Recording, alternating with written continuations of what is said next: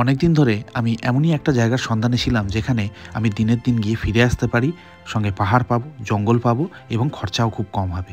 তো এদিক ওদিক ঘাঁটাঘাঁটি করতে করতে আমি সন্ধান পেলাম বীরভূমের একমাত্র পাহাড় মা ভাগ্নে পাহাড়ের। তো আজকের এই ভিডিওতে সেই গল্পই আপনাদের শোনাবো। এই বীরভূমের মা ভাগ্নে পাহাড়ে পৌঁছাতে গেলে আপনাকে প্রথমে যেতে হবে দুবরাজপুর। হাওড়া থেকে দুটো ডিরেক্ট ট্রেন রয়েছে, এক হুল এক্সপ্রেস, এক ময়ূরাক্ষী। ময়ূরাক্ষীতে গেলে হবে না, সেটা সন্ধ্যা হয়ে যাবে। কিন্তু যদি আমরা হুলে যাই, সকাল 6:45-এ ছাড়ে এবং পৌঁছে দেয় ঠিক 10:30টার মধ্যে। তো এই ট্রেনটা পারফেক্ট একটা ট্রেন এই মা ভাগ্নে পাহাড় এক্সপ্লোর করার জন্যে। দুবরাজপুর স্টেশনে পৌঁছানোর পর স্টেশন থেকে মিনিটখানেক হেঁটে সামনের দিকে এগিয়ে আসলে পেয়ে যাবেন টোটো স্ট্যান্ড। সেখান থেকে ইজিলি আপনারা মা ভাগ্নে পাহাড়ের জন্য টোটো পেয়ে যাবেন। ভাড়া নেবে 20 টাকা। কোনটা এটা?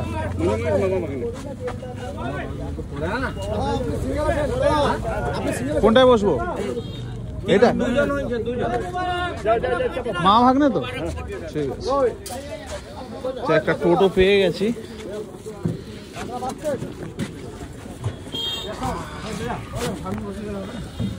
দুবরাজপুর স্টেশনের বাইরে থেকে আমি টোটোয় উঠে গেছি। মোটামুটি 3.2 কিলোমিটার দেখাচ্ছে।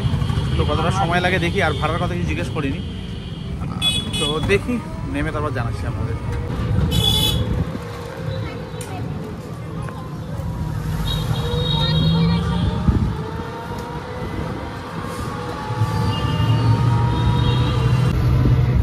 সামনেই এসে গেছি। তো আমরা এসে পৌঁছালাম মা ভাগ্নে পাহাড়। মিনিট 10 লাগলো, দুদিকে দোকান রয়েছে। চলুন উপরে যাওয়া যাক।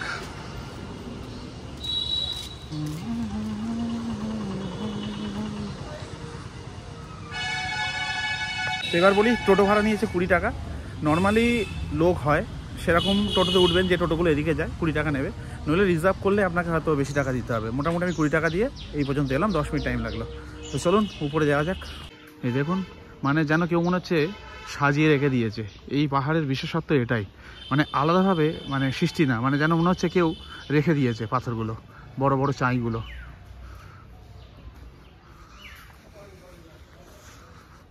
প্রথমে এসে চোখে পড়বে এটা পাহাড়েশ্বর মন্দির, একদম সামনেই। এর পাশ দিয়ে আমাদের উঠে যেতে হবে। বিশাল উঁচু। তো আমরা নিচে থেকে উঠে এলাম, এসে মন্দিরটা পেলাম। ঠিক এই মন্দিরটার পাশ থেকে রয়েছে পাহাড়ে চড়ার রাস্তা। এই পাহাড়ের যে জিনিসটা সবথেকে বেশি আমাকে আকৃষ্ট করেছিল সেটা হচ্ছে এই পাহাড়ের সৃষ্টি। এই পাহাড়ের আশেপাশে কোথাও কিন্তু পাহাড় বা পাথরের অস্তিত্ব নেই, তাহলে হঠাৎ করে একটা জায়গায় এই পাহাড়টা এলো কী করে? আর এই পাহাড়ের গঠন প্রণালী কিন্তু একটু আলাদা, ভূমিষ্ঠ না, যেন মনে হচ্ছে পাথরগুলোকে কেউ রেখে দিয়েছে। ঠিক এই জায়গা থেকে শুরু হয় একটা গল্পের। রাবণ যখন মাতা সীতাকে হরণ করে নিয়ে যায় লঙ্কায়, তারপরে যখন ভগবান রাম সেতু নির্মাণ করছিলেন, সেই সময় নাকি রথে করে পাথর নিয়ে যাওয়া হচ্ছিল হিমালয় থেকে রামেশ্বরম। সেই পাথর নিয়ে যাওয়াকালীন সময় রথ থেকে কিছু পাথরের খণ্ড পড়ে গিয়ে এই নাকি মা ভাগ্নে পাহাড়ের সৃষ্টি হয়। প্রথমেই আপনাদের বললাম, দেখুন যেন মনে হচ্ছে বড় বড় পাথরের চাইগুলোকে, এই গ্রানাইট শিলাগুলোকে কেউ রেখে দিয়েছে। মানে আলাদাভাবে ভূমিষ্ঠ না, মানে যেরকমভাবে পাথর নর্মালি আমরা জানি ফরমেশন কিভাবে হয়, সেরকম না। যেন মনে হচ্ছে কেউ রেখে দিয়েছে পুরো পাথরের স্তূপগুলোকে।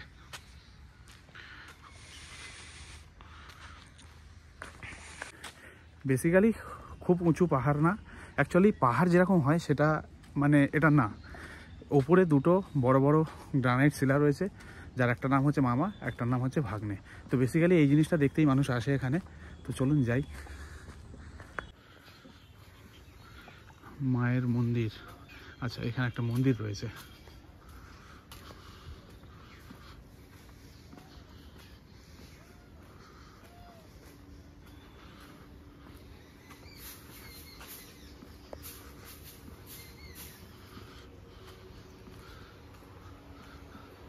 পাহাড়েশ্বরী মা।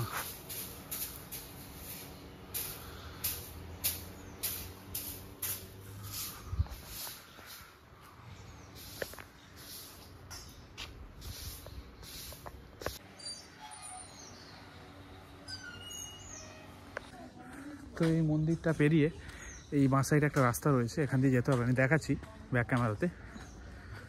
এই হচ্ছে মন্দিরটা। মন্দির থেকে এই সাইডে চলে আসবেন। সব বাঁধানো রয়েছে, অসুবিধা কিছু নেই। এসে কিছুটা নিচের দিকে নামছে।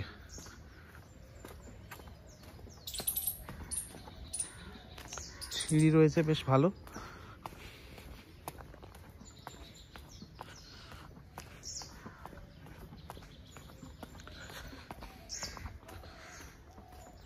দেখুন প্রত্যেকটা জায়গায় একটা করে বড় বড় মানে পাথরের স্তূপ চারিদিকে দেখতে পাবেন, সামনে সাইডে, তার মধ্যে জঙ্গল। বেশ শান্ত, নিলিবিলি, মায়াবী লাগছে পুরো জায়গাটা।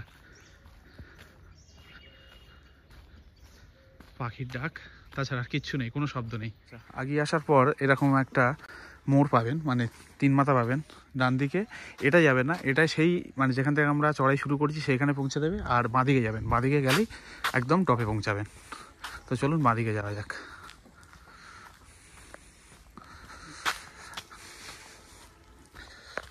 ট্রেনে আস্তে আস্তে এদিকে কিন্তু বেশ ভালোই ঠান্ডা লাগছিল, কিন্তু এখন মোটামুটি গরম ফিল হচ্ছে।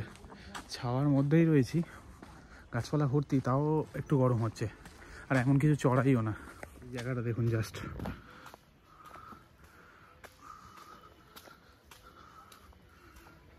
মানে প্রত্যেকটা জায়গায় যেন সাজিয়ে দিয়েছে।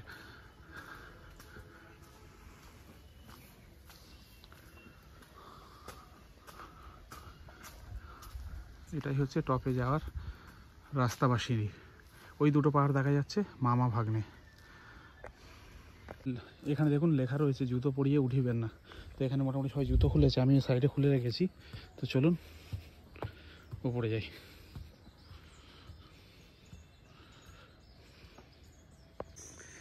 আমার প্রথম মানে পাহাড়, জীবনের প্রথম পাহাড় হচ্ছে কিন্তু এই মামা ভাগ্নে পাহাড়।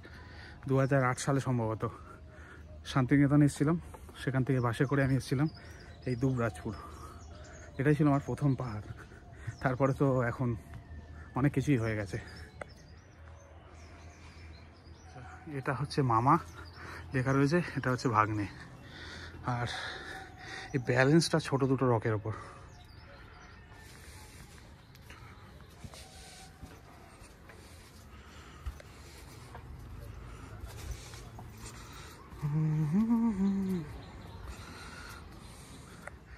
তো এই বড় পাথর দুটোর পাশ দিয়ে এখানে একটা রাস্তা রয়েছে, সাইডে যেতে পারেন।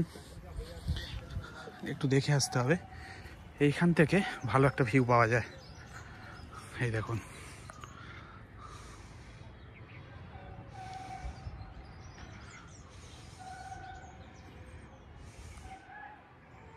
আমরা নিচে ছিলাম, ওখান থেকে উঠে উঠে ওই সাইড দিয়ে ঘুরে এই পাশ দিয়ে এলাম। এটা আপনারা ইগনোর করতে পারেন, পারলে এই সাইড দিয়েও আসতে পারেন। তবে অবশ্যই দেখে নেবেন, এখানে ঠাকুর দেবতা দেবত্ব স্থান, তো সেই কারণে দেখে বুঝে পা ফেলবেন বা বুঝে উঠবেন। আমি ওই জন্য ওই দিক দিয়ে ঘুরে এলাম। এই হচ্ছে সেই মা ভাগ্নে পাহাড়। আমার পিছনে যেটা দেখতে পাচ্ছেন সেটা হচ্ছে দুবরাজপুর শহর। খুব বেশি উঁচু না, তবে মোটামুটি এখান থেকে ভিউ পাওয়া যায় শহরে। এই জায়গাটা একটু সাবধানে দাঁড়াবেন, এখান থেকে বেশ মানে মোটামুটি খাড়াই রয়েছে। খুব বেশি উঁচু না হলেও পাথরের জায়গা তো মানে ভুলভাল কিছু হয়ে যেতে পারে। তো এখান থেকে ভিউ নিন, এনজয় করুন। এই ছোট্ট একটি পাথরের ওপর পুরো ব্যালেন্স হয়ে আছে। এটাই সব থেকে বিস্ময়কর জিনিস এখানকার। শুধুমাত্র দুঃখের বা লজ্জার বিষয় হচ্ছে এই জিনিসগুলো। কে কাকে ভালোবেসেছে তার ঠিক নেই, সেই চিহ্ন এখানে সেটে দিয়ে গেছে। প্রায় প্রত্যেকটা পাথরে আমি আস্তে আস্তে দেখলাম। কি বলবেন।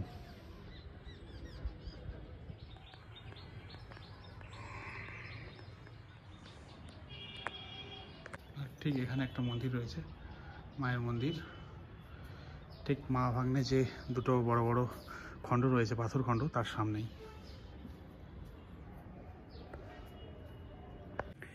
তো এবার নামার পালা। এখানে বিশেষ কিছু দেখার নেই, মন্দির রয়েছে দুটো বড় বড়, মা ভাগ্নে নামের পাথর রয়েছে, সেটাই দেখার। বেশ কিছুটা সময় আপনি কাটাতে পারেন, কিন্তু গরম হচ্ছে প্রচণ্ড, তাই আমি নেমে এলাম। তো এটাই মোটামুটি এখানে দেখার। তবে আর যাই হোক, অনেক কিছু হয়তো এখানে পাবেন না, কিন্তু পরিবেশটা মায়াবী, বেশ শান্ত, সুন্দর লাগবে।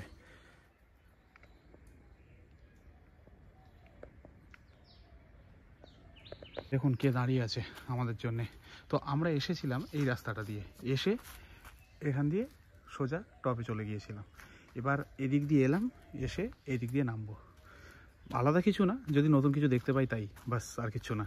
তো এদিক দিয়ে নামার আলাদা কোনো উদ্দেশ্য নেই, শুধু ভিউটা আলাদা হবে। ওদিক দিয়ে এলাম, এদিক দিয়ে যাই, তাই, তার বাইরে আর কিছু না। তো এরকম পাহাড়ে ওঠার কিছু রাস্তা রয়েছে, যারা মানে স্থানীয় তারা ব্যবহার করে সম্ভবত। তো এগুলোতে যাওয়া উচিত না, না জেনে। চলুন এগিয়ে যাই। ছোট্ট একটা পাহাড়ও ঠিক বলা চলে না, যেন কেউ মনে হয় হাতে করে বসিয়ে দিয়েছে এই পুরো পাথরের স্তূপগুলো। তো বেশ ভালো লাগলো, ছোট্ট একটা আমার এক্সপিডিশন বা এক্সপ্লোরেশন যাই বলেন না কেন। এদিকে বেশ কিছু পাহাড় রয়েছে, দেখাই আপনাদের, মানে পাথরের খণ্ড।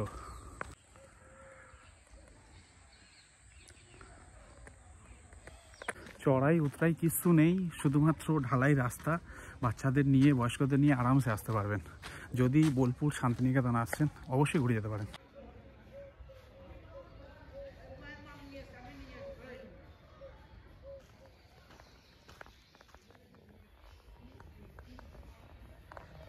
এই জিনিসটা যদি সবাই মেনে চলতো, আজ এই পাহাড়টা অন্যরকম দেখতে হতো।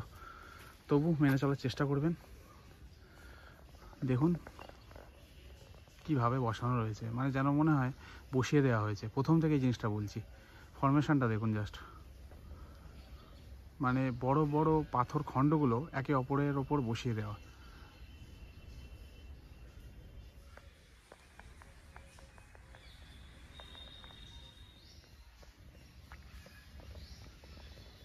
শুধুমাত্র মা ভাগ্নে পাহাড়ে কেউ ঘুরতে আসে না, এখান থেকে বক্রেশ্বর চলে যায়। যদি ডে ট্রিপ করছেন আমার মতন, তাহলে মা ভাগ্নে পাহাড় ঘুরে চলে যেতে পারেন, বক্রেশ্বর করতে পারবেন না। যদি স্টে করতে চাইছেন, তাহলে এখান থেকে সোজা বক্রেশ্বর চলে যাবেন, সেখানে স্টে করবেন, পরের দিন ওখান থেকে কলকাতা ব্যাক। তার সঙ্গে এখান থেকে ম্যাসেঞ্জারও রয়েছে, সেটাও যেতে পারেন। দেখুন আবার এসে গেছে সেই জায়গায়, পাহাড়েশ্বর মন্দির, যেখান থেকে আমরা শুরু করেছিলাম। আমি শুরু করেছিলাম এদিক দিয়ে, আর এলাম এদিক দিয়ে। আপনারা চাইলে এদিক দিয়েও শুরু করতে পারেন, এদিক দিয়ে এন্ড করতে পারেন। টিকিট মূল্য 10 টাকা। পার্কের মধ্যে কী আছে জানি না, তবে দূর থেকে দেখা যাচ্ছে বাচ্চাদের সব জিনিসপত্র রয়েছে খেলাধুলা করার। তো এটা আপনাদের যদি মনে হয় বাচ্চা থাকলে সঙ্গে যেতে পারেন, নইলে পাস করে যেতে পারেন। তো চলুন নিচের দিকে যাই।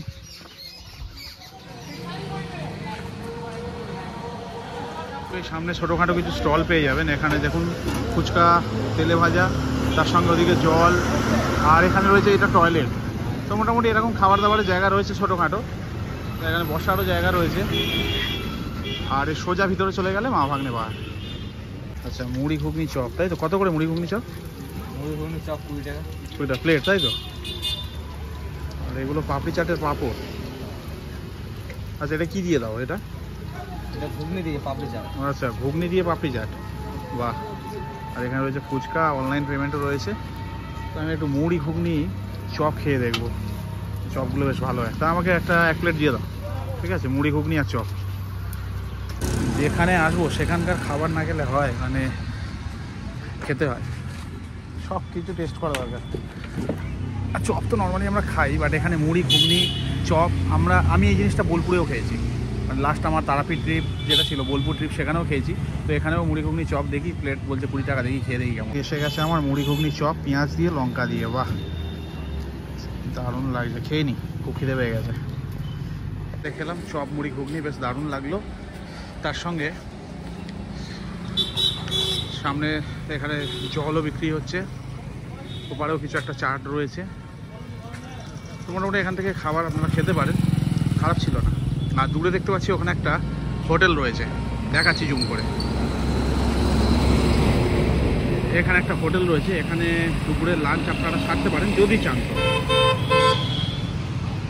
যখন পাহাড় থেকে ফিরবেন, স্টেশনে যাবেন বা বাস স্ট্যান্ডে যাবেন, তো এই সামনে থেকে টোটো পেয়ে যাবেন।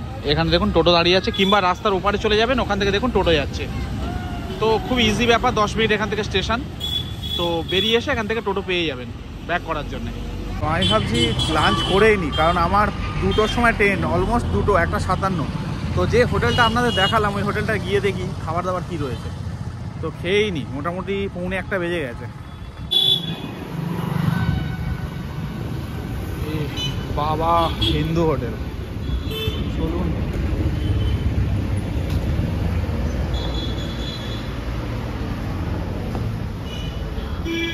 সবজি থালি কত?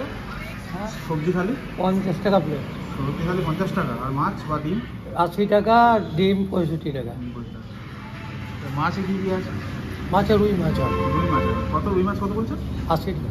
ঠিক আছে, একটা ভালো থেকে মাছের পিস দিয়ে একটা মাছ থালি। একটা ভালো থেকে মাছের পিস থেকে ভাত।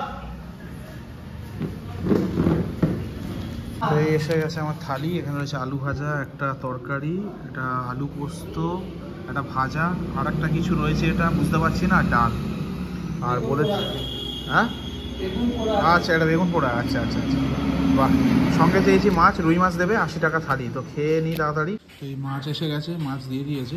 তো মোটামুটি সব কটা আইটেমই বেশ ভালো, মানে অলরেডি খেয়ে নিয়েছি, দেখতে পাচ্ছেন। হোটেলটা একটু আপনাদের দেখিয়ে দিই। মোটামুটি এরকমই অ্যারেঞ্জমেন্ট রয়েছে। এখানে কিচেন, আর এখানে আমি খেলাম। চলুন। তো এই বাবা হোটেল থেকে খেলাম, মানে খাবার দাবার আহামরি কিছু বলবো না, বাট চলে যাবে। সামনে আরও যেতে হবে হোটেল রয়েছে, তাই এখান থেকে খেয়ে নিলাম। আপনারা খেতে পারেন। এবার এখান থেকে টোটো ধরবো, ধরে স্টেশন। মোটামুটি অনেক টোটো দাঁড়িয়ে আছে। টোটোতে উঠে গেছি। নর্মালি 20 টাকা ভাড়া, আসার সময় আপনাদের বললাম। তো যেহেতু আমি একা যাচ্ছি, ডাবল ভাড়া দিতে হচ্ছে, মিনিমাম 2 জন হলেই ছাড়ে, তো সেই কারণে 20 টাকা। তো মোটামুটি আমার ট্রেন রয়েছে ফের 1:57।